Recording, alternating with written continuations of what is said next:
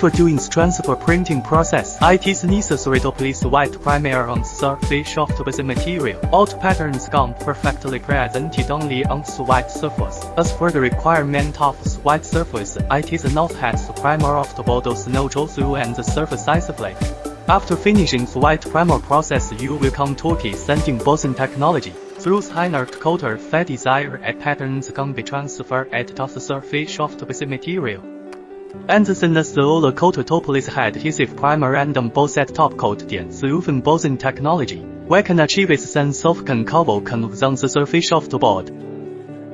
Now that three-dimensional embossing effect has been achieved, touch it with your hands, and you can feel the concave convex texture, which is completely like rock slab. However, we can take a closer look.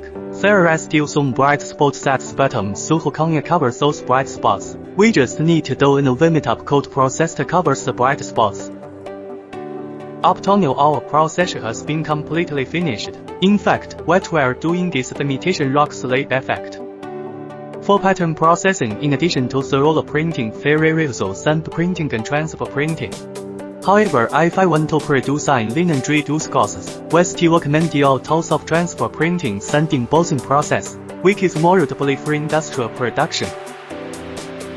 If there is anything you don't understand the process you want to know about, welcome to PURETE Experience Center for Aesthetic Experience.